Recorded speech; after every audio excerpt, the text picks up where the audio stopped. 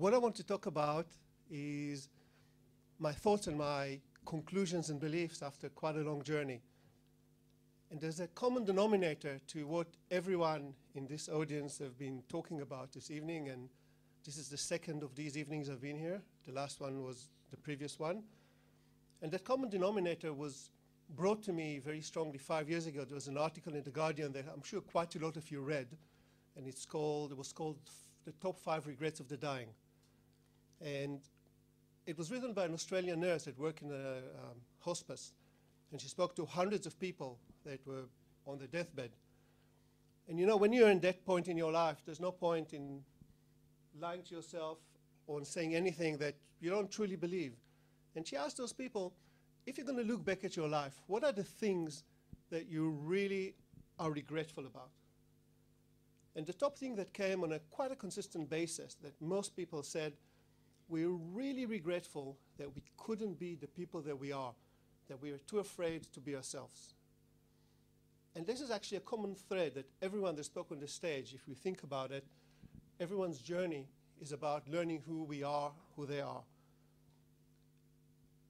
And about 5 years ago, my life took a very chaotic turn, and since then I've been going through the journey of who am I? And the question that came up to me, and I think it's important for every one of us, is how can we believe that what we think is real is actually real? What is real in our lives?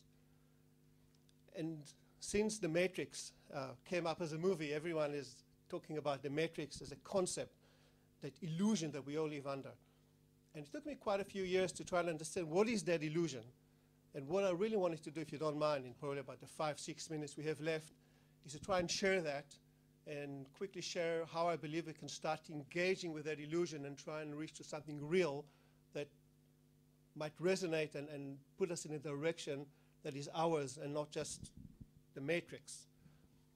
And the insight that I had is that the Matrix is like a triple veil. And this is the veil that covers our eyes, and it comes from 3 different places. The first place is organic, it's biology. We all, at the end of the day, evolutionary creatures that came through evolution, and certain parts of us are imprinted to survive in the world. And even more than that, there's actually a TED talk that you can see about a professor that said that even our vision, the way we see the world, isn't real. It's been designed to allow us to survive. A lot of our emotions are not real. And a good example is, for example, rage. When you live in a small society where you live with the same people all your life, rage is a really important emotion, because if someone wants to come and get you, and you're not the strongest person in your little village, having rage allows you to push everyone away, and even if you get a bit hurt in the process, they're going to leave you alone. But in our life today, you have things like road rage. Road rage does nothing to anyone. You don't see those people again. It's just something that is left with us. And a lot of our desires, from sexual desires, from the desire to buy a car, for example, they've done research that if you put a man in a Porsche and you make him ride around town, even very slowly, and you put the same person in a Toyota and you make them ride, I'm sorry to all Toyota owners, make them ride around town very slowly, the man who's going to ride on a Porsche very slowly in town is going to have an elevated testosterone level, just by riding in a Porsche. Because just by doing that, suddenly they feel, oh my God, look at me, I'm a real man. And a lot of what we do in life is determined by that. The second element of that veil is what I call the virus of personality. We all kind of think that we are our personality, our habits, our traits. But for a lot of us, what we think is who we are is just a survival mechanism that we had as a child to allow us to survive in an environment that sometimes we felt was hostile. And those habits became our personality. It's like a virus that came onto us. And we actually don't know what is real and what is a response to our environment. What is real and what is a response because when we were 1 year old, we were afraid that our parents might actually not come and get us and pick us up in time, and we cried a lot. And that is very hard to see through because this is part of who we are. And the third part is, I guess, we all know about, and that's society. And that's the belief that we have to have bigger houses, more expensive shoes, to those who love shoes, and all the things that society tells us we must buy.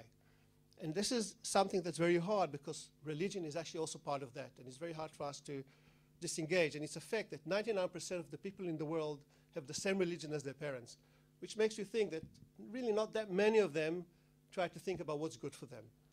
So these are the three things that make up the illusion that we have. Now the question is, what do we do about it? Because if this is something that is invisible, if we don't know that we live in an illusion, how do we handle that?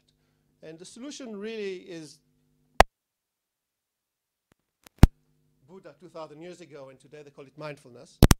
It's the ability to detach ourselves from our emotions and feelings, be able to observe them, and by doing that, not be a victim, but actually respond.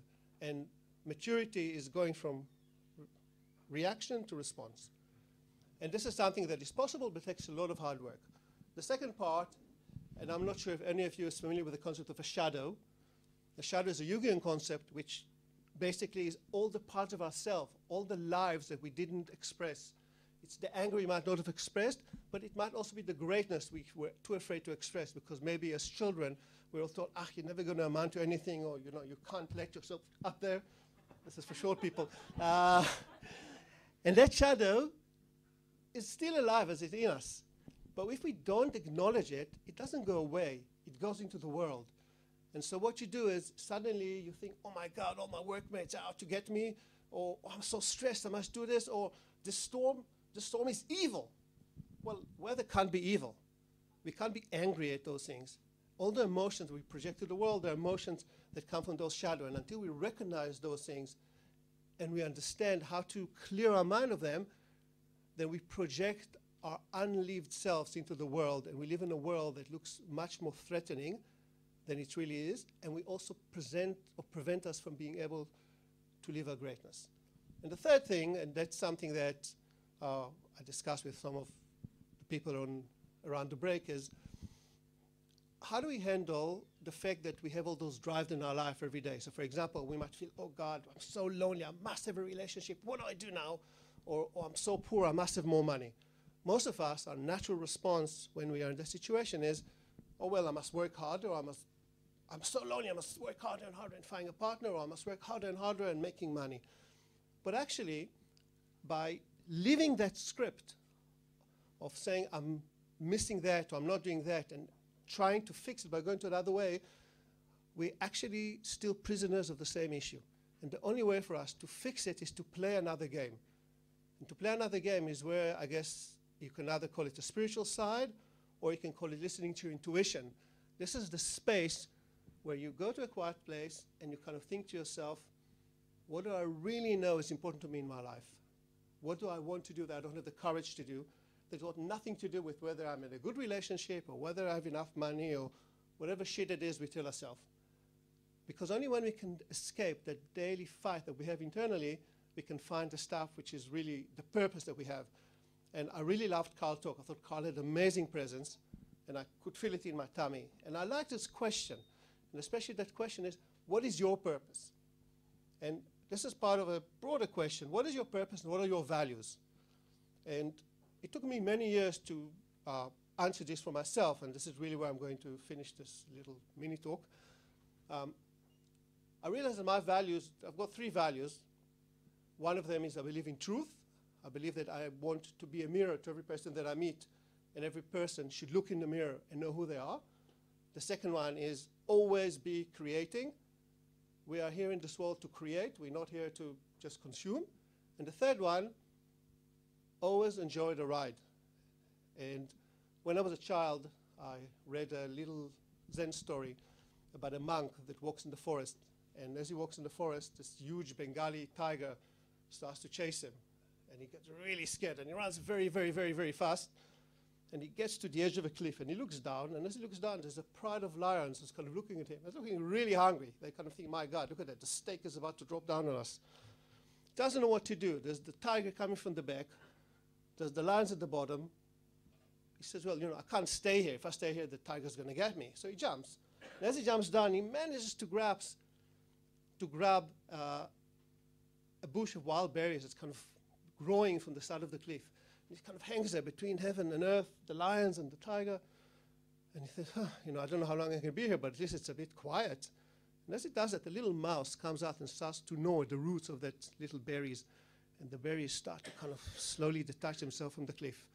And the question was, what does he do? And the answer is, he eats the fucking berries.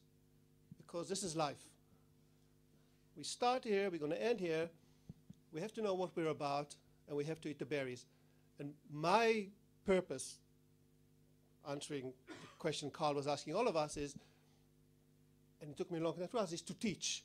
To teach means to talk to people and get them to hopefully see part of that mirror that will show them some of what is going on inside.